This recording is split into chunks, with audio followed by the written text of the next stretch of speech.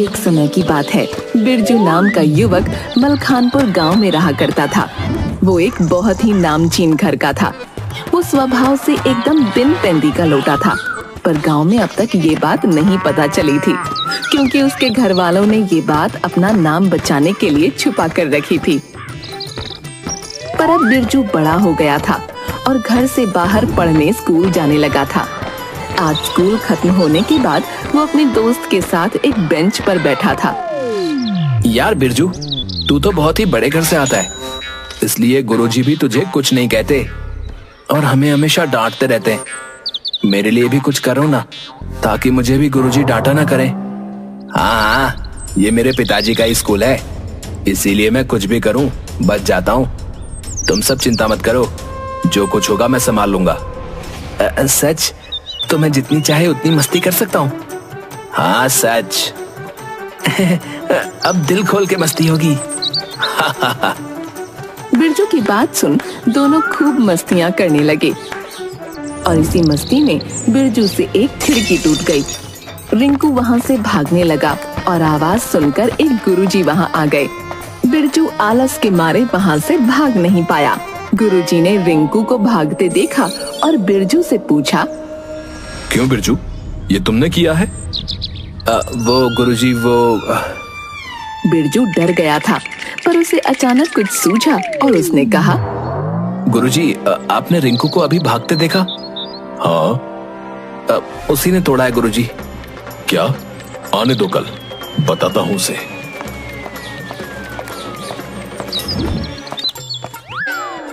बिरजू ने रिंकू से अभी वादा किया था कि वो उसे बचाएगा। उसने वादा तोड़ने में एक पल न लगाया और वहाँ से भाग निकला। सच में बिन पैंदे का लोटा था बिरजू।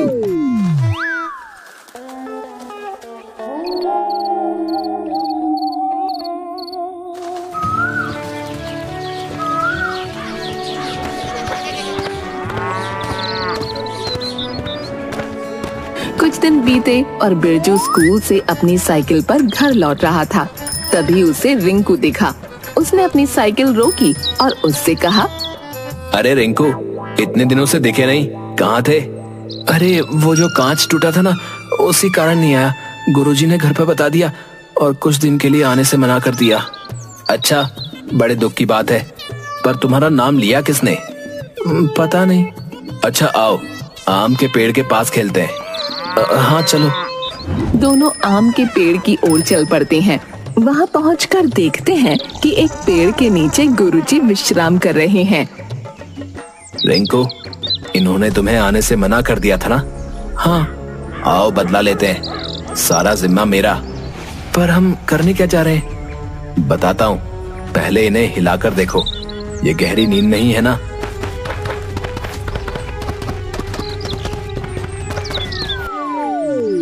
बिरजू उन्हें हिला डुलाकर देखता है, पर वो उठते नहीं। अब आएगा मजा।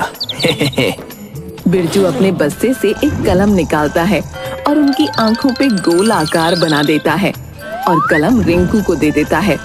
लो, अब तुम्हारी बारी। पर कुछ हुआ तो? मैं देख लूंगा, चिंता मत करो। रिंकू गुरुजी की मूंछें बनाने लगता है। तभी गुरुजी उठते हैं और देखते हैं कि रिंकू के हाथ में कलम है।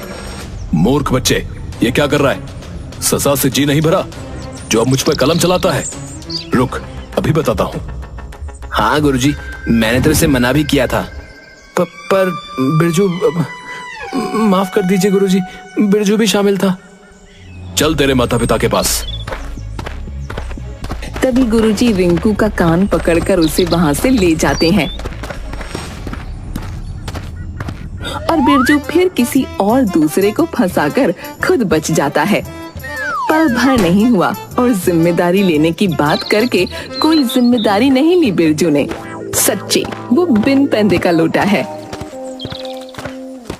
अब ये बात जमींदार को पता चल गई थी और जमींदार आज इसी कारण बिरजू को कमरे में बिठाकर एक वैद्य को बुला लाए थे।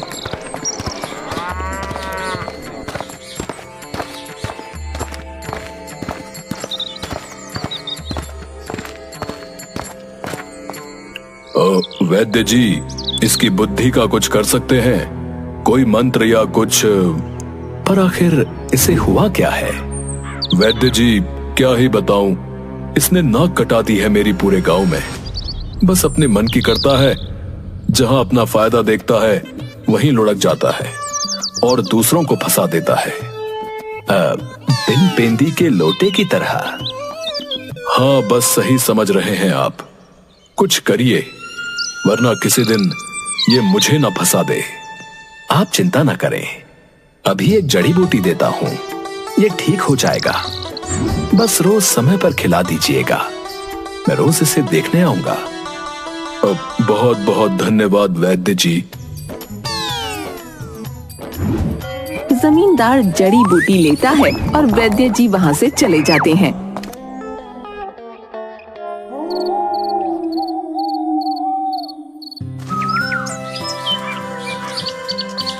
कुछ दिन हो चुके थे और बिरजू के स्वभाव में बदलाव आने लगा था। जमींदार खुश था कि अब कोई शिकायत नहीं आ रही थी।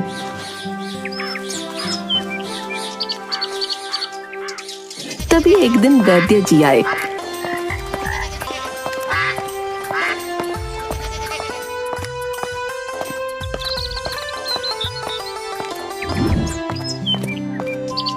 अरे बेटा बिरजू, सब ठीक तो है ना? हाँ वैद्य जी, सब ठीक है, बस थोड़ा ऊब सा गया हूं। अच्छा, चलो तब मेरे साथ आओ, मैं तुम्हें घुमा लाता हूं बिरजू, कुछ मन बहल उठेगा तुम्हारा। अच्छा, वैसे चलना कहाँ होगा? बस पास ही के गांव में जाना है। ठीक है चलिए, पर मैं गांव में नहीं जाऊंगा, वरना आपका काम देखकर ऊबन और बढ़ जाएगी। ठीक है, तुम खेतों के पास टहल लेना, तब तक मैं एक इलाज करके लौट आऊंगा। अब चलो।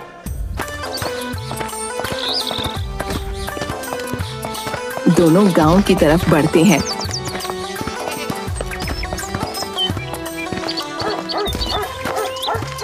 रास्ते में वैद्य जी बिरजू से कहते हैं, बेटा बिरजू, अब तो तुम्हें दूसरों को परेशानी में डालने का मन नहीं करता ना? नहीं वैद्य जी, पर मैं ये नहीं समझ पाता कि सब मुझे बिन पेंदी का लोटा क्यों कहते हैं। जो इंसान मौका देख अपने स्वार्थ से कहीं भी लुढ़क जाए, उसे बिन पेंदी का लोटा कहा जाता है।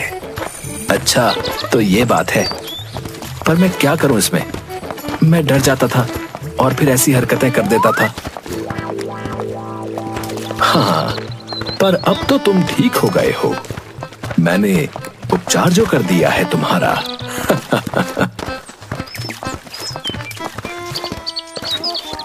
दोनों खेत के मोड़ पर पहुंचते हैं।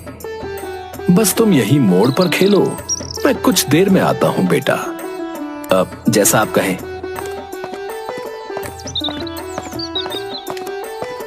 ये कहकर वैद्य वहां से चले जाते हैं और बिरजू सूखे धान से भरे खेतों को देखता है।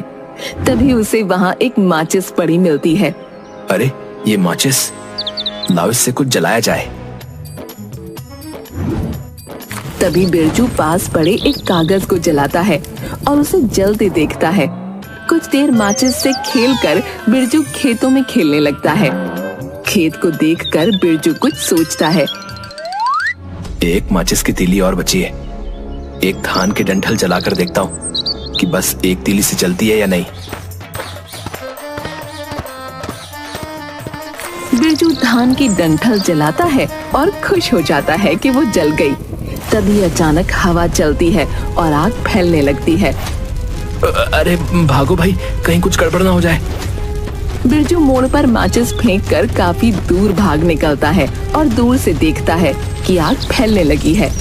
आग देखकर वैद्य जी दौड़ते हुए आए और माचिस लेकर खड़े हो गए। देखते ही देखते गांव के कुछ लोग और जमा हो गए और वैद्य जी से सवाल जवाब करने लगे। तभी बिरजू भी पीछे से वहां चला आया। अरे क्या बात है काका? अरे बेटा, इस खेत में आग लग गई और ये वैद्य जी यहाँ अकेले खड़े हैं माचिस लेकर। अरे मैंने कहा ना कि ये माचिस यहीं पड़ी थी और मैंने तो इसे बस जांचने के लिए उठाया। ये आग किसी और ने लगाई है। बिरजू तुम ही बताओ इन्हें, कि मैं तुम्हारे साथ आया था। मैं क्या बताऊं वैद्य जी, मैं तो बस अभी अभी घर से आ रहा हूं और देखा कि यहाँ भीड़ लगी है। अरे बच्चे का नाम लेते हो, वो तो अभी अभी आया है, चलो हमारे साथ तुम। नहीं नहीं, मुझे छोड़ दो, मुझे छोड़ दो। बिरजू, तुझ पे कोई दवाई काम नहीं कर सकती।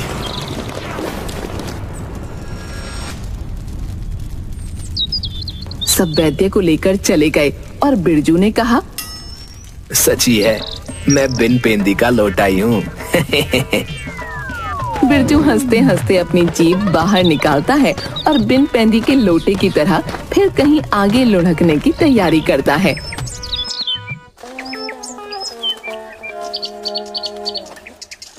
जमींदार बहुत त्रस्त हो गए थे।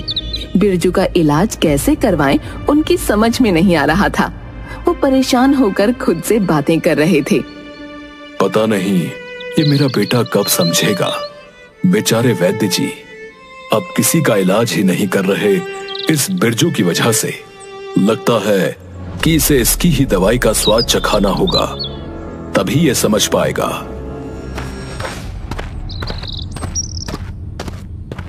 आज जमींदार बिरजू को लाने गए थे साइकिल पर। बिरजू स्कूल से बाहर आया और अपने पिता के साथ बैठकर निकल पड़ा।